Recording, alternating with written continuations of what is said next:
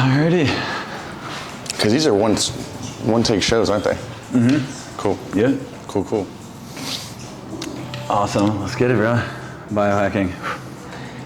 Welcome back to another episode of The Social Seller. We have a special guest, Tony Bloom, here in San Diego. We are about to hop into one of the coolest conversations. For anyone that loves health, fitness, nutrition, and maybe spirituality, and how you bring all of these things together and get the newest information, is what I like to think in biohacking. What is the newest stuff and what is it telling us? And then how can we start to adapt our bodies to maybe hack our bodies into being healthier, tapping into being happier, and to be able to come from a loving place, right? It's not about necessarily just looking good, it's feeling good. Feeling great. You are, Tony Bloom, a feeling great expert in biohacking is what our conversation comes to. Yeah. And first off, thank you for being here. Of course. What brought you to the podcast episode today? Because I know you have a busy day too. You busy little day, travel for Thanksgiving, but glad to connect. I know me and you have been trying to meet up for a long time now, but going out after a little happy hour the other night, connecting, and then learning that we could talk about a lot of cool stuff today. I love it. And let's hop in. What is something that is most people call weird or off that you do that's pretty religious for you in your daily or weekly when it comes down to like just the daily biohack, like the bio. feeling good? Okay, one thing that I think, something I used to do, I'll say this because I've actually gotten better into it, but eggs have something called choline in it, something that really helps with neurotransmitter function. But I hated the taste of eggs. Like Dad would throw up at the smell of eggs, so I just grew up thinking I hated eggs, never tried them. But I knew they were so good for you with the cholesterol, the healthy fats, the protein. So I used to like straight up Rocky Balboa drink raw eggs each morning just because it would give me that kind of like, it was like a year and I kept getting afraid of salmonella. So I stopped doing it and I learned that I actually like to eat eggs. Like I think I tried my first egg when I was 26 years old. How old am I now? But I would say it's probably by far the weirdest thing I think by most standards people would consider weird. Yeah, that is a little weird. I'm gonna give it to you. Props. And a lot of people pay you money to tap into the greatness, right? And happiness, right? Or through nutrition and working out. Yeah. And we're gonna talk about it in the exact same terms, but maybe taking it up a notch in regards to what fascinates us. And I've realized a lot of entrepreneurs and entrepreneurial-minded individuals love the idea of biohacking. And Tim Ferriss has, been talking about it for the last decade, if not longer, and it's very interesting. Eggs. I go back and forth. I hear one year that they're healthy, one they're bad, and then it seems like 2/3 of girls out here are allergic to them. It's in and out. I used to take it just because of the choline. I think people go back and forth because it's high in cholesterol.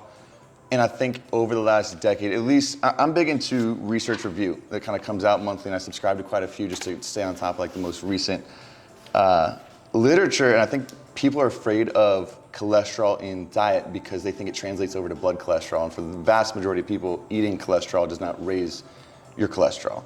And it's so important for testosterone function, endocrine function. So eggs, in my opinion, I think for most people are incredibly good for you. So I think people just kind of sway back and forth because of the title.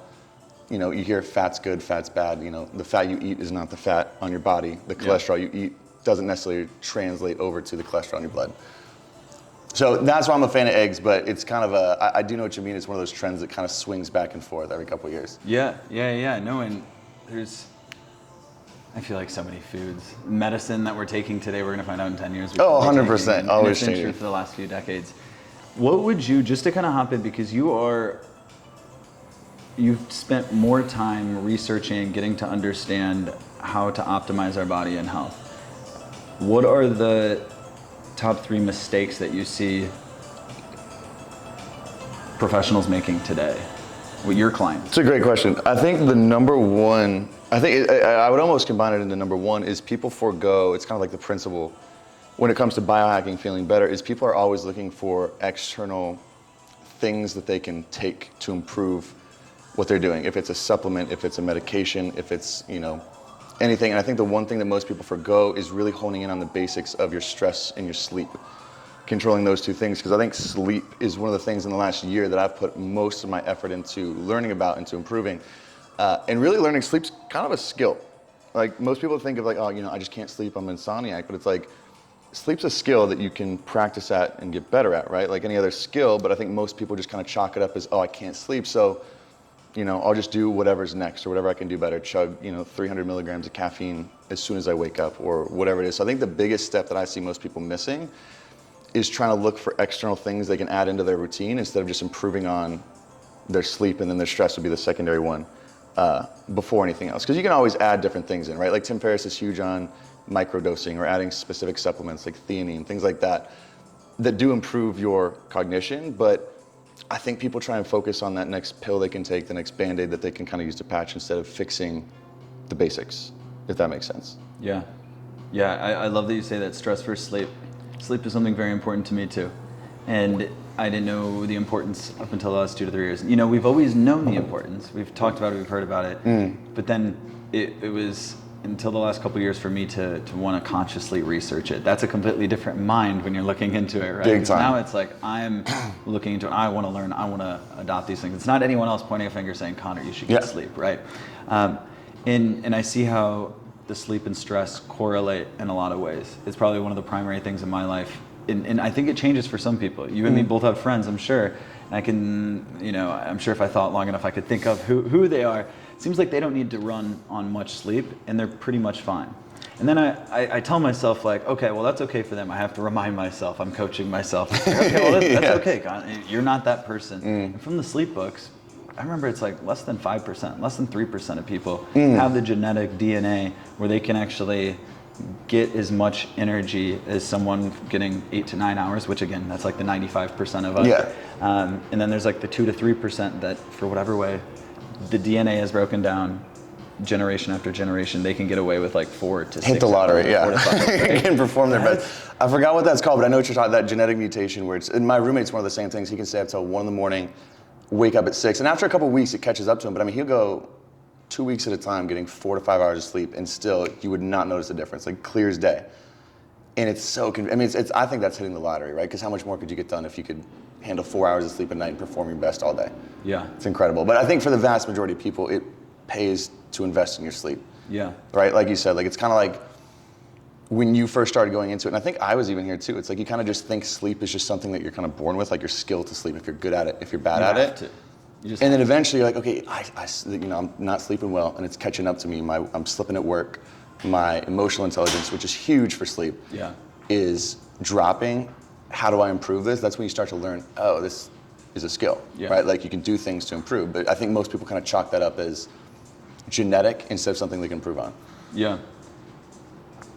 It's the proactive versus reactive approach, right? It's the Band-Aid approach. Because if I think as a good friend, I will call friends out if I see unsustainable behavior, and I ask the same for them, right? And some of my younger buddies, usually early 20s or whatever age, and I see how sleep is affecting them. And you can see the different, one day they show up and they're this person, and another day they're not. And just asking a couple of questions. A lot of times I'll pointedly just ask Tony, are you getting sleep? Like, tell me the truth. Like, how much sleep are you getting? When are you going to bed? And you can just ask a couple pointed questions.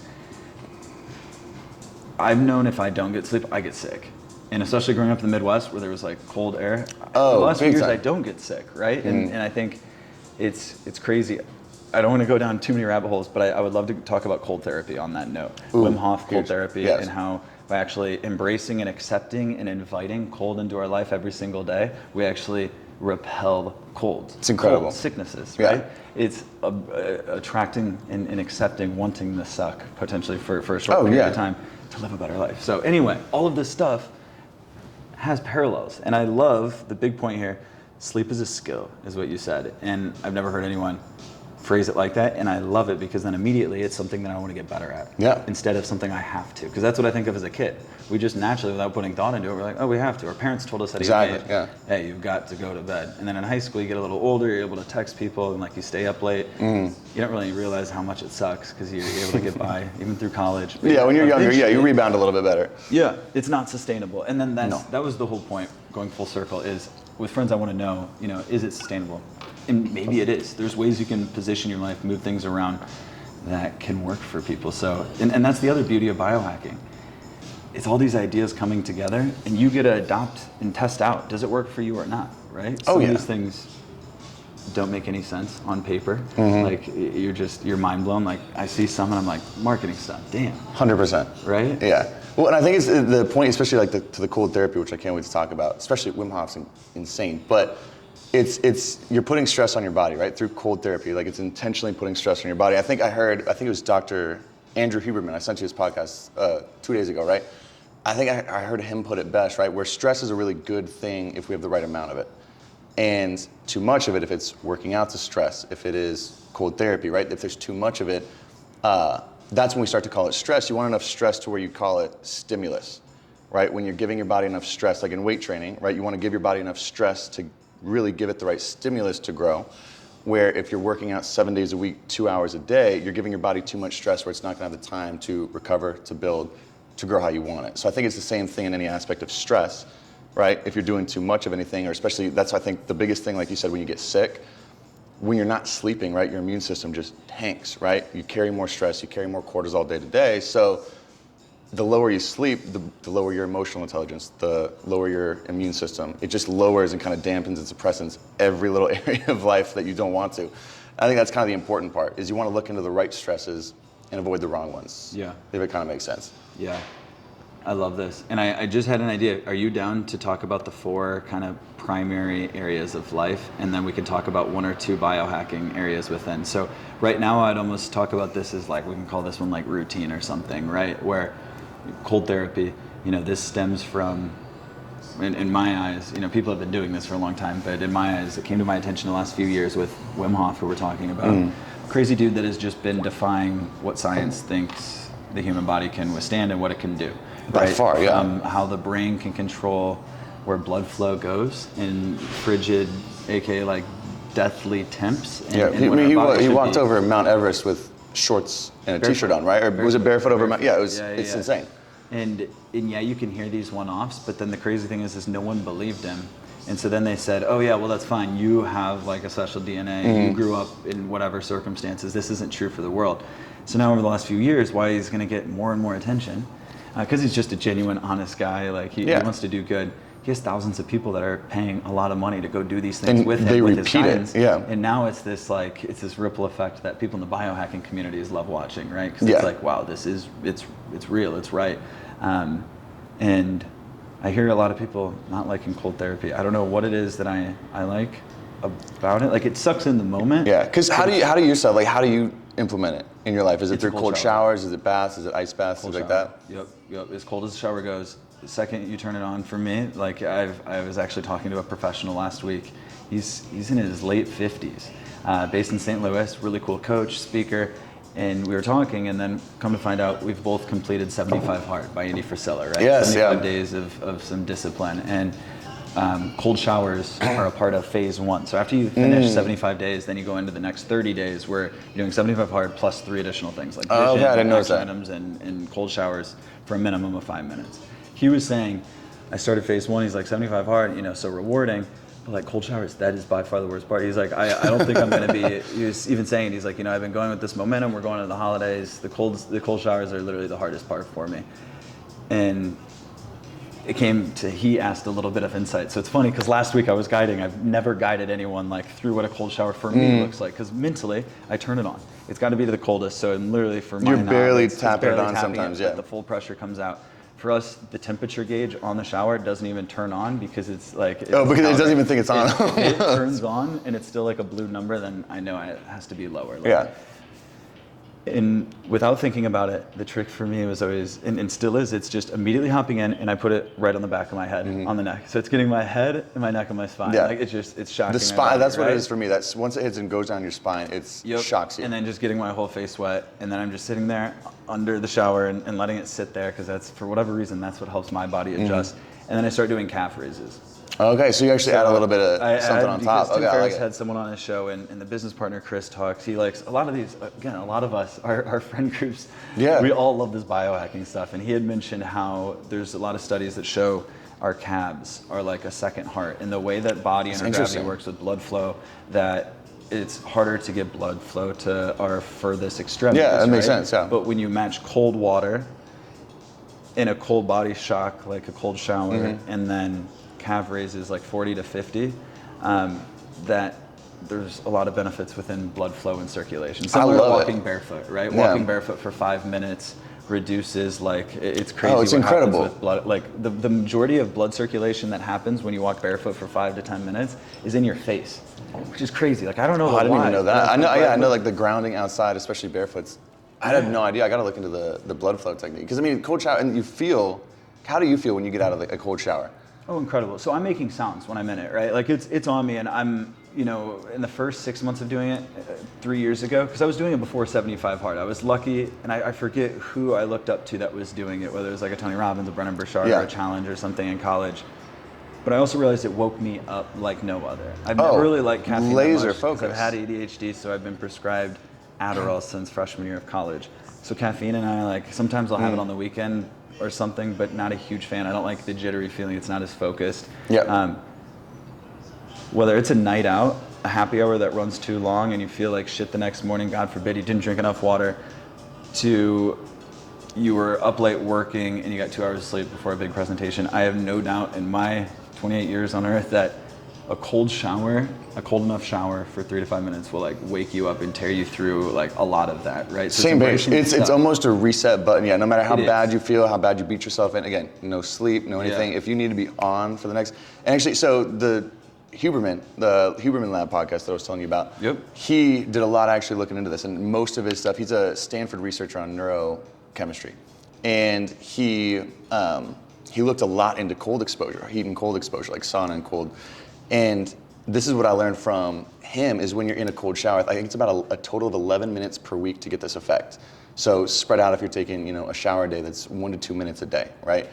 And he actually noticed, and it's prolonged, and this is the kind of cool effect, is a lot of things like you're probably familiar with the neurotransmitter dopamine, right? Like the reward, the reinforcement neurotransmitter, right?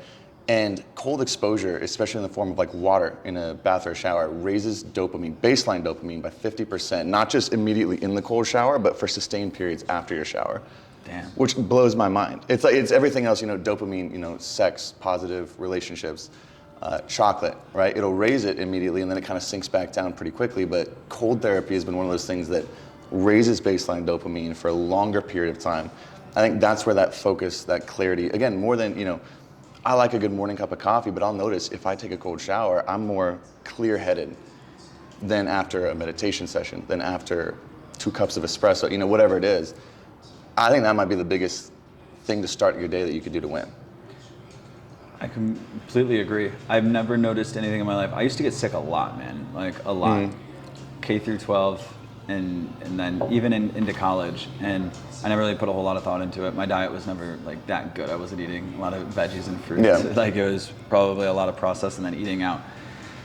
When I started to care about sleep, but then especially the cold showers, for the first time in my life, like, I noticed I for the first time ever, I went like 2 years without getting any kind of cold or anything in between. I was like, whoa. Now I was eating in a healthy way too, but what I noticed personally having the biggest change and impact was the cold shower. The other point I want to make here that definitely probably holds true is that when I do cold showers, you and me like to work out in the mornings. Now, I know at times you can work out in the afternoons. I like to wake up early, get to go work out. And when I go to work out, I believe in, you know, Ram Sharma out of Canada, his research of making sure we sweat, especially in the morning. But when we're working out, and so I wear, you know, a shirt and then a hoodie, hood's up. Make sure you break, and, like, pants. Like, I'm usually not, I'm going out of my way to try to be extra warm. And you're not in a stringer and 5-inch seam shorts. And I see people that do it, and I used to be that it also helps with the dopamine, getting rid of all the feel bad chemicals in your brain. So what's happening is that I'm getting home from a very workout hot like training this. session. So my body temp is already, I think, a lot higher. And I want to mention this because I've never put 2 and 2 together. It'd probably be different if I was waking up, had to take a cold shower to go to work or something, right? So it's a little refreshing, but yes, I did not know the dopamine and how consistent cold therapy can do that. It makes so much sense. And it's one of those things that allows you to start seeing like colors with a little bit more vividness. Now, I don't want to take that too far, but like it's clarity in your mind. It allows you to have the clarity and almost the presence for me to see it. It allows me to prioritize on my daily to-do list like more effectively. I think that word is the best way. Just clarity. It's not an energized. You can say focus, but it's clear. Everything better is than a clear. coffee, but it's not like a coffee. Now we're comparing apples and oranges. Yeah, exactly. I agree. So then after I get out, immediately when I turn the shower off, and it's off. Like I'm doing like shadow boxing. Dude, you're ready to go. I'm It shadow could be boxing 6 'cause in the I'm so morning cold. and you could be ready to go. Yeah. I'm cold, so I just like keep moving. Yeah. Like I'm If you stay still, you're just gonna pass out. yeah, Like, so it's so dry it bad. off quick, and then I use the hair dryer, and that's like my treat after is like that. But I Just allow nice little myself to warm. be cold for the shower and then like warming up. But Yeah. yeah, so that is the dirty 401 on like what I believe the cold shower. I'm sure there's colder water out there, and I'm excited to hop into ice baths. This is what the last thing, so we talk about the whole thing about Yeah. ice baths too. But I noticed too. I mean, you were from the Midwest, right? I'm from Denver, right? We both live in San Diego now. Do you notice when you go home? I notice the tap water in Denver, right? Because it's all cold runoff from the Rocky Mountains. It is ice cold compared to San Diego. San Diego gets cold, right? Shocks you, wakes you up. But Denver is and I don't know if it's because it's cold outside and it's cold in the shower too, so it almost makes it feel colder. Yeah. I think But that's yeah, right. because my old place in San Diego, just the cold water was chilly, but it didn't make you like want to shadow box when you get out of the shower.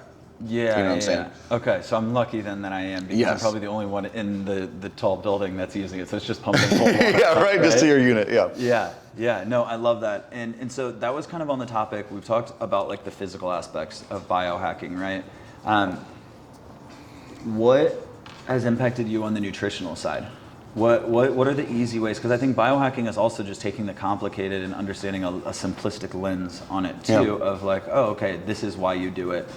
And I know, for me, I know there's something, and I'm still following the hunch on meal prep. Whether I'm meal prepping myself or paying for a meal prep provider, I've noticed that is very convenient in my life. I would almost time. consider that a biohack, I think it depending on would. where you're at Yeah. in life. Because if I was living in Iowa, I wouldn't know about this yet. This wouldn't be coming to Iowa. They wouldn't Yeah. have fresh companies that are making weekly fresh. Yeah, healthy delivering you a meals, bag, you got micro, breakfast, macros, lunch, dinner protein, set, yeah. And then every Sunday you're just getting it fresh, right? So it's not like you're eating something from 2 Yeah. weeks ago. So what else on the nutrition side really helps? I think that's big. 'Cause I think I haven't taken a specific time to actually break that out and think about it. But I think and this is something I noticed is a little bit different for everybody, right? Because I think everyone's body responds to different kind of foods differently, right? So I think that in nutrition, you could say there's the supplemental side of things, right? Like certain nutritional supplements that might help. And then there's just like your diet as a whole.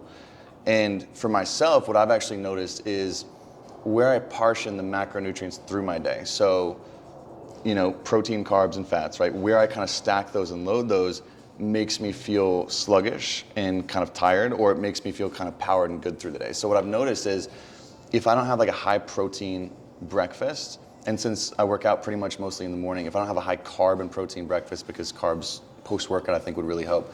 If I wasn't working out, I probably wouldn't, but a higher carb and protein breakfast and then a lower carb, like high protein, high fat lunch really keeps me smooth sailing through the entire day. And especially the afternoon is usually when I tend to dip. Yep. But I think for most people, if you have a high carb lunch and you're not using it around movement, because that's what carbs help so much around, it can really slow down your afternoon. So like a lot of clients that we kind of work with, we'll start to notice that, their afternoons. And of course, when people are like, I want to lose weight, and we start asking questions like, okay, how's your energy through the morning? How's your sustained energy through the afternoon? Like, why am I answering these questions, right? But it kind of helps you feel great. And I think the better you feel, and this is just relating it back to your health, I think the better you feel, the easier it is to make progress in whatever realm you're going in, right? If you're feeling great, it's easier to stick to a meal plan and your workouts. If you're feeling stressed out, tired, and gross all the time, the last thing you're going to do is meal prep or go to the gym. But Yeah.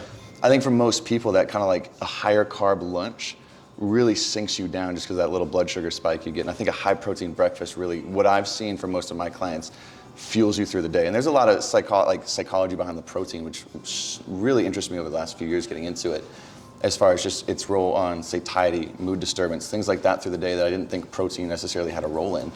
But I think nutritionally, if you're talking about the food side of things, how you portion what you're eating throughout the day and when you're eating it around your training, around your day, really makes a difference. I love that, and I have to agree. Being an early riser and liking that and feeling the momentum from the morning, and that carries me. And trying to get, a lot of my mindset is like, I don't even think about it anymore because it's just automatic, but early on when I was creating the day-to-day and testing what works, it was like, all right, how do I get the shitty things, some of the shitty things that I know I put off if I wait until later in the day, how do I just get them out of the way? And that's a lot of it, right? Yeah. When happy hours came in, and I would always come up with excuses on like why I wouldn't get an afternoon workout. I love my plan, and I've always felt like it was like a Midwest breakfast, but I always try to get high carb, high pro, breakfast. So it's protein shake after the workout, and then Usually I balance between like a couple eggs and some veggies, or what am I thinking? Oatmeal and berries. As long as there's like peanut butter or almond butter in it, you get some of the fats. That has been magic, right? And then some berries too. That with the cold shower, and then we'll talk about it here on the when we hop into like productivity and emotional side of biohacking. How they come together. I noticed that if I don't eat lunch, because I'm busy and I don't block off an hour or any time. Which I think a lot of people probably listening do the same thing. You can be so busy. I have a lot of, you work straight through lunch some days because it's not you're too busy with meeting to meeting. I'd rather take meetings like during that, so it's not as late in the afternoon. Yeah, exactly. I'm glad you mentioned that, because for us to do that, so when you don't take it, and then all of a sudden it's 3 or 4, and it's like, well, shit. Okay, I'm finishing up, but do I really want to go eat now, or I could eat a little early dinner? I noticed that if I don't eat lunch, I usually eat very late, like 7 or 8 p.m. And then what happens is like I go that long from working out hard in the morning, getting a good breakfast, but good then 12 hours up for 6 hours, and it's like I like to think the workout is probably the most challenging aspect, but getting the post workout in can be and like right. I think just it's as just as valuable to maximize. So I love that you share that. But if I eat a lunch, I eat a healthier dinner, more than not, and I usually eat closer to like 5 to 6, and then I'm able to get to bed earlier too. Right? Yeah, so kind of feeds into your next day. Food leads to if I'm going to journal and read in bed at the time that I know I should be, or if it's if you're working through lunch and it kind of like throws your head off a little bit because you're back-to-back meetings, you don't have that little breather in the middle of the day. 100% that ties into how you finish the night. If you're ahead into tomorrow, or if you're behind, which I think is huge. Yeah, preparing for the next day. What have you learned to separate? Have you tested anything to separate your two parts of the day? Because I feel the same. I get nutritionally an or bust where like on energy, right? Okay. On the energy where you can get the workout in, you're up early, and like all of a sudden you've gotten pretty much like a full work day in already with your workout and everything, and it's 1-2 p.m. and you're feeling kind of tired. Big time. What have you tested or what helps you? 100%, because that was honestly I think probably when I was first starting Bloom training, that was the biggest thing that was hard for me, is through the morning you get this big creative stretch, and then after lunch is really, I would dip to the point where I'd have a hard time getting any work done, let alone creative work. And I think that's when I started testing out a few different things where I was looking into, one was sleep was really big the night before, when I woke up, and then what I did when I woke up was huge too, outside of nutrition. So I think what I landed on and why I work out in the mornings, I don't really enjoy waking up early. Like I don't enjoy it, right? I kind of, every time the alarm goes off, it's still like, damn, I don't even know if I can curse, but gotta wake up, gotta go do this. But once you get a little sunlight, movement, and water, because I think those are the 3 big pieces to waking up, right? Movement. Like sunlight, movement, water. I'm like, okay, I'm not gonna go for like a quick jog and work out later. I'll just structure my morning workouts. That's when I noticed, and even though I wake up earlier, I'll still have more energy sustained through the day, especially if I kind of eat that like lower carb lunch. I'll still have more sustained energy through the day if I slept in an extra hour or 2 and didn't work out in the morning, which was kind of backwards to me. I always thought like, oh, more sleep is good, right? So if I got an extra 2 hours of sleep and just worked out in the afternoon, I'd feel better. But that's what I kept noticing every time I'd switch back and forth, is if I'd wake up earlier, if I'd work out, get some sunlight, get some water, I could work clear through 5, 6 o'clock and feel good after I get off work, which I think is huge. Yeah, absolutely. And on that note, I haven't been doing it in the last couple of weeks, but for the majority of the year, if I got a window, and I at one time I was even blocking it for like 30 minutes, because I work in the building, or if you have a place where you can get to a quiet room, doing a meditation or taking a nap, right? Sleeping is a skill.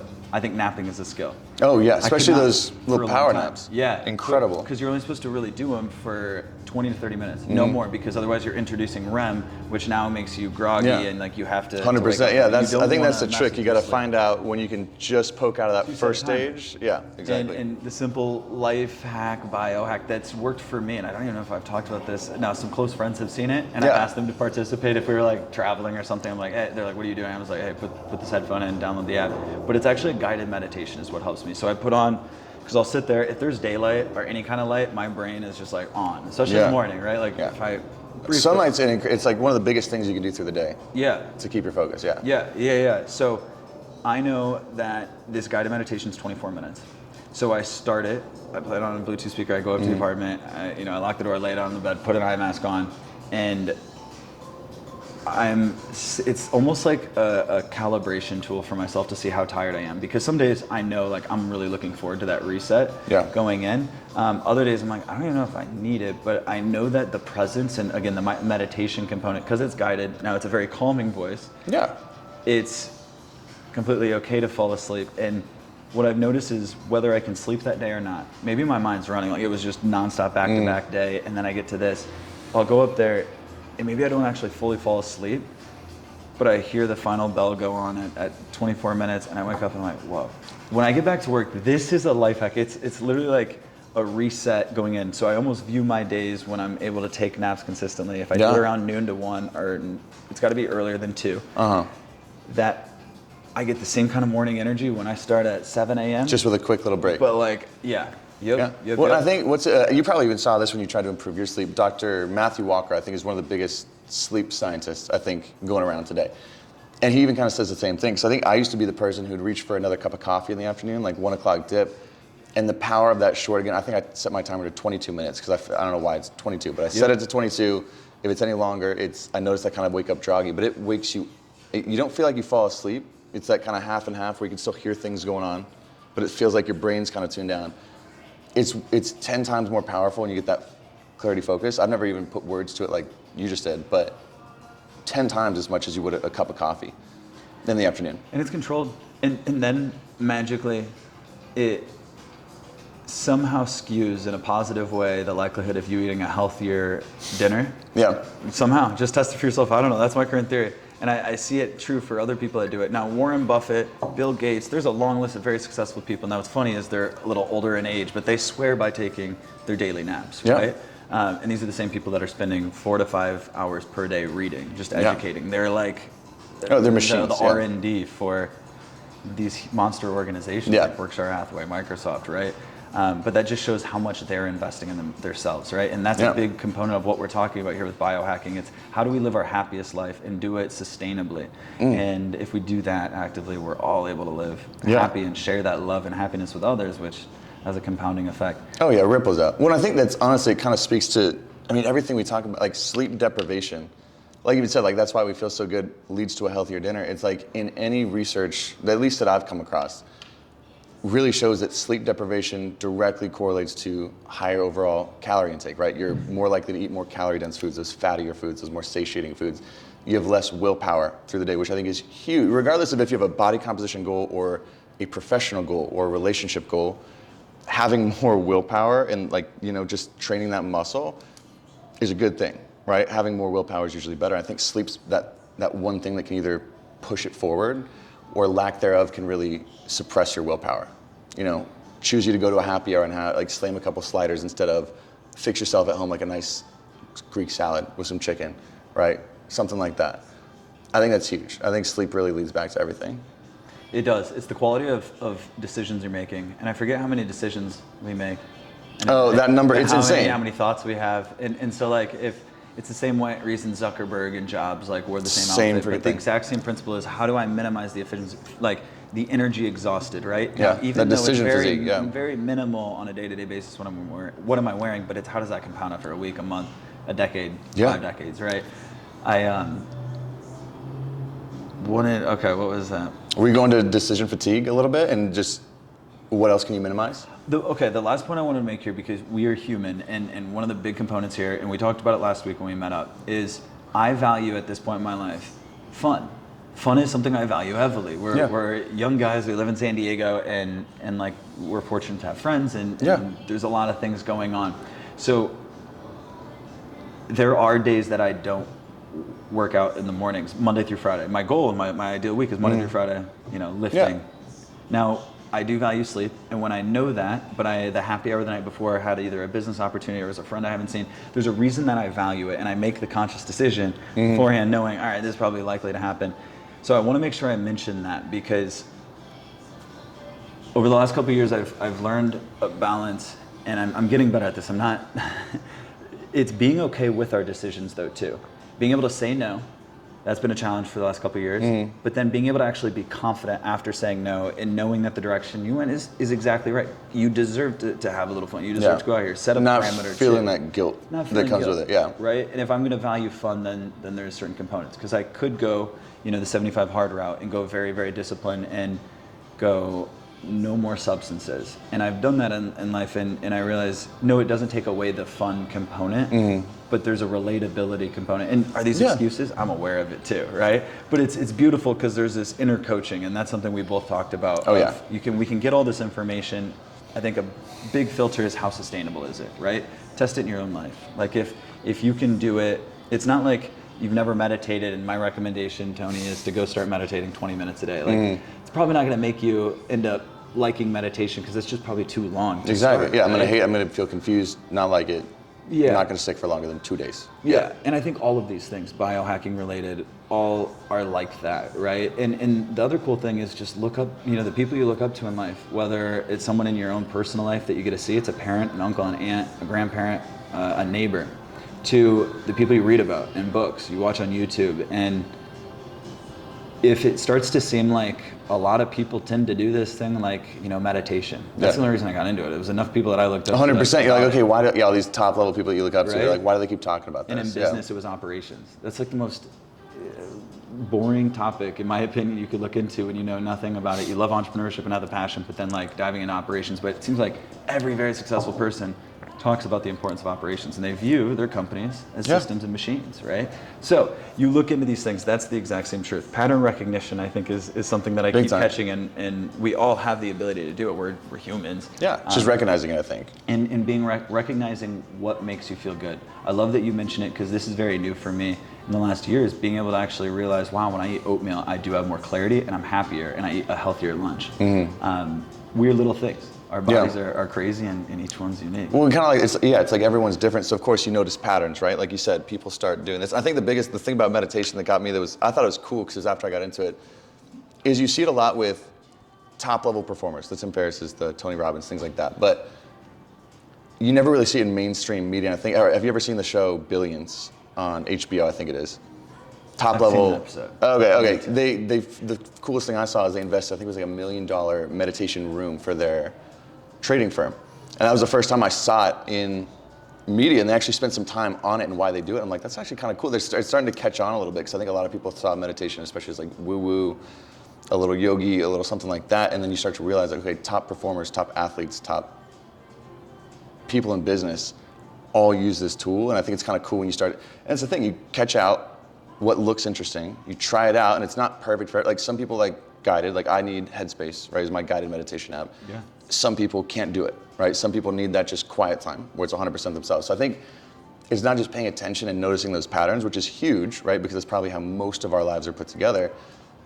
But it's then realizing like what really works for you. And I think, like you kind of said, it's being honest with yourself and catching out like when you're making an excuse and when it's legitimate, right? Like I think 75 Hard, like you said, it has its trades, and I think it is overall beneficial, but it's not something you could or would, I can't see many people wanting to do for the rest of their life, right? Because again, you value fun, which is good because you probably perform better, you probably have just overall better enjoyment when you prioritize fun in your life instead of cut it all out. Yeah, and which is just as important, right? Yep.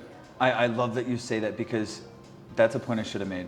I've noticed recently that if I'm having fun, that all the other things in life seem to work together. Like, just clicks. Really, it is. My relationships with family, friends, like it's all congruent. It's happy. Like there's no problems. The business, the team, like all these other aspects seem to be kind of in flow. And it's when you do it consistently, and that'd be another topic within all of this, is like consistency. How do you make it as least likely that you ever have to depend on willpower, because we only have a finite amount in a day? So how do we structure and create systems, or aka routines, in our own daily lives that we're not even thinking about it, right? Oh yeah. Okay, I went down the eating rabbit hole. Okay, so we covered nutrition, we covered lifestyle, right? We're trying to cover 4 pieces of biohacking that we can put in. So we went over cold therapy, winning nutrition. I think productivity in regards to like day to day. Big time. And how do you access, what is your most productive environment for you? And describe it. I think that's a great question, because over the last 6 months, and this was actually working with my mentor, Kendall, that I told you about when I really started to pay attention to it, and And this is where noticing patterns, I think, might throw people off. But I think once you do it long enough, you start to see people really, really successful time batch every 30-minute window in their day. And then you try that, and for some people that feels like a prison, right? Like it almost makes them less productive. They can't stick to it. It stresses them out, overwhelms them. And then you see other people, right? Like I know some people that are just absolutely crushing it in business and life, how happy they are, which is probably the best measure I can think of, where they just have like half-day little blocks and they just kind of leave it up to more of a creative flow. You know, this is my kind of project for the morning. I'm just going to kind of let that flow. I'm not going to time batch. You know, in the morning I'm doing sheets at 10:30. I'm going to break it up and start doing lead gen. 11 o'clock start, focusing here. I think it's paying attention to where your zone is. And what I noticed for myself is really giving myself just breaks, complete breaks through the day of 15 to 20 minutes, where I usually split it up into 2 3-hour periods in the morning, 2 3-hour periods in the afternoon if I have like a full day, or 2 and 1 in the afternoon where I split it up and I make sure between those 3 hours, I just take 20 minutes to go walk my dog outside, to go up to the roof and catch some sunshine, to watch a podcast, a YouTube, whatever it is, just to kind of give my brain just like a little breather. And I noticed that I can perform for about 2 3 hours really well before, if I keep pushing and keep stretching, I just start to break down and my work just starts declining and everything like that. So for me, it's planning in those